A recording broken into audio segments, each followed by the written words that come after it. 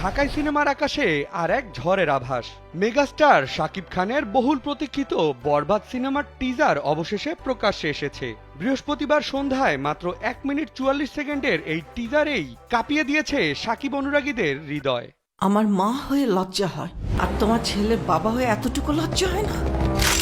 টিজারের শুরুতেই একটি নারী কণ্ঠ বিদ্রোহী সুরে বলে ওঠে, আমার মা হয়ে লজ্জা হয়। চোখ ধাঁধানো আলিশান বাড়ি, দামি গাড়ি, এই বিলাসিতার আড়ালে লুকিয়ে থাকা অন্ধকারের সন্ধান মেলে যখন একজন অ্যাডভোকেট উচ্চারণ করেন উনি একজন ড্রাগ অ্যাডিক্টেড, আরেক নারী কণ্ঠ যোগ করে উনি একজন রেপিস্ট। উনি একজন ড্রাগ অ্যাডিক্টেড। উনি একজন রেপিস্ট। এরপরই বিদ্রোহের আগুনে উত্তপ্ত জনতা, চলছে ভাঙচুর, অরাজকতা।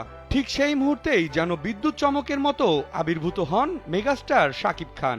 রক্তাক্ত শরীরে একটি গাড়ির বনেটে বসে আঙ্গুলের ইশারায় কাউকে চুপ করতে বলছেন, এবং তারপর সমস্ত সিনেমা হলকে হিম করে দেওয়ার মতো কণ্ঠে উচ্চারণ করেন একটি শব্দ, সাইলেন্স।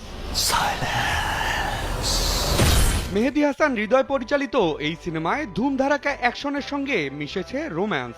কলকাতার অভিনেত্রী ইধিকা পাল নিতু চরিত্রে শাকিবের প্রেমিকা হিসেবে দেখা দিয়েছেন। ধারালো তরবারি হাতে, রক্তে ভেজা মুখে এবং বিদ্রোহের আগুনের মাঝে প্রেমের ছোঁয়া। এই নায়ক বুঝিয়ে দিয়েছেন এবার তিনি আসলেই সব সীমা ছাড়িয়ে যেতে চলেছেন।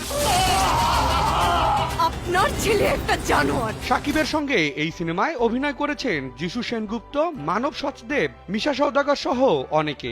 একটি আইটেম গানে পারফর্ম করেছেন কলকাতার জনপ্রিয় অভিনেত্রী নুসরাত জাহান।